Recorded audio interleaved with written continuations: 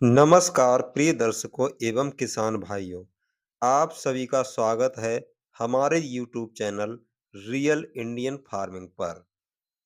आज हम आलू भाव को लेकर और अलग-अलग क्षेत्र में आलू की पोजीशन को लेकर आपके बहुत सारे डाउट्स क्लियर करूंगा।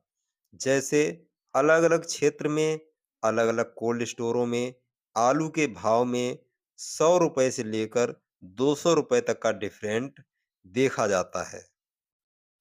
तो बने रहिए हमारे साथ पूरे वीडियो में। देखिए, सबसे पहले मैं आपको बता दूं कि इस कन्फ्यूजन का कारण आप स्वयं नहीं हैं। इस तरह की कन्फ्यूजन उन यूट्यूब चैनल्स के माध्यम से फैलाई जाती है, जिन्हें आप लोग देखते हैं। असल में होता यह है कि ये यूट्यूब चैनल वाले उनके क्षेत्र में जो सबसे सुपर आलू की बिक्री हुई होती है, उसके रेट बताते हैं। दूसरा कारण यह है कि अलग-अलग क्षेत्र में अलग-अलग क्वालिटी का आलू पैदा होता है, जिसकी वजह से भी रेट में डिफरेंट हो जाता है। तीसरा कारण यह है कि व्यापारी भाई अलग-अलग क्षेत्र में अलग-अलग वज़न के हिसाब से आलू की खरीद करते हैं।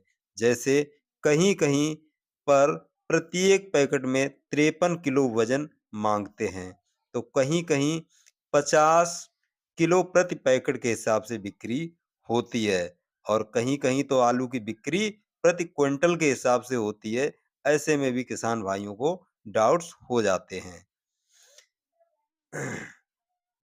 चौथा कारण यह है कि बहुत से क्षेत्रों में कोल्ड का भाड़ा किसान को देना पड़ता है और कहीं-कहीं व्यापारी भाइयों को देना पड़ता है। इससे भी रेट में डिफरेंट मालूम पड़ता है। कई बार ऐसा भी देखा जाता है कि कई व्यापारी भाइयों के कॉन्टैक्ट ऐसे मार्केट या ऐसी मंडियों में होते हैं, जहां आलू की डिमांड ज़्यादा होती है और रेट भी अच्छे मिलते हैं। और कई बार कुछ ऐसे व्यापारी भाई उन कोल्ड स्टोरों में होते हैं, जहां पर आपका आलू है और उनके कॉन्टैक्ट ऐसे क्षेत्रों में हैं, ऐसी मंडियों में हैं, जहां पर आलू की डिमांड थोड़ी कम है और रेट भी कम मिलते हैं। तो ऐसे में भी आपका अगर उन व्यापारियों से सौदा हो गई तो आपको आलू के रेट थोड़े कम मिल सकते हैं। और अंतिम कारण यह भी देखने को मिलता है कि बहुत सारे कोल्ड स्टोरों के स्टाफ या यूं कहें कि कर्मचारी और व्यापारी भाइयों के बीच कमीशनबाजी होती है, खासकर उन कोल्ड स्टोरों में जहां पर आलू बिना बोली के बिक्री होता है। वहां पर जैसे किसान भाई पहुंचता है तो वहां पर बोली नहीं लगती है और व्यापारी भाई भी नहीं होते हैं। तो किसान भाई क्या करते हैं कि अपने आलू को जो कोल्ड के स्टाफ हैं, जो कर्मचारी हैं, उनको पर्ची दे करके आ जाते हैं और जो कर्मचारी हैं, जो स्टाफ है, वो किसान से ये कहता है कि जब व्यापारी आएगा तो मैं आपकी आलू की पर्ची उनको दिखाऊँगा और जो भी रेट होगा, उस रेट का आपको बता देंगे। उसके बाद ही आपकी आलू की बिक्री करी जाएगी। उसमें हाँ और ना का जवाब किसान से लिया जाता है फ़ोन के माध्यम से। तो ऐसे में कई बार किसान की मजबूरी हो जाती है कि वहाँ पर उसको जो है आलू जो स्टाफ ने बताया उस पर जो उसका कमीशन होता है वो व्यापारी से ले लिया जाता है और उसके बाद किसान को मजबूरी में वो रेट में आलू की बिक्री करनी पड़ती है। तो ऐसे में भी किसान के साथ ठगी हो जाती है। तो मैं किसान भाइयों से अनुरोध करता हूँ कि वो लोग ऐसे कोल्ड स्टोरों से थोड़ा सावधान रहें। तो कुल मिलाकर निष्कर्ष यही निकलता है कि किसान भाइयों आपको प्रत्येक परिस्थिति में जागरूक होना ही पड़ेगा और आपको ऊपर बताए गए सभी कारणों पर पैनी नज़र रखनी पड़ेगी। और लास्ट में मैं आप लोगों को एक सजेशन जरूर देना चाहूँगा कि आप लोग यदि कोल्ड स्टोर में आलू की बिक्री के लिए स्टोर कर रहे हैं तो आलू की ग्रेडिंग अवश्य करवा लें, उसके बाद ही कोल्ड में स्टोर करें।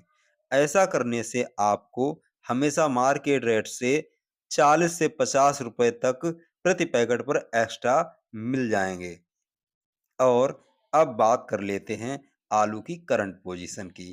तो जून के अंतिम सप्ताह में आलू के जो रेट थे, वो हाईलैंड आलू के 1250 रुपए प्रति पैकेट तक अच्छे आलू के देखे गए थे। ये कन्नौज क्षेत्र में और छिबरामऊ, फर्रुखाबाद और मैनपुरी के आसपास के कोल्ड स्टोरों में कई बार वीआईपी आलू जो है जून के अंतिम सप्ताह में 1300 रुपए प्रति पैकेट तक बहुत ही वीआईपी आलू की बिक्री हुई थी। लेकिन जुलाई आते आते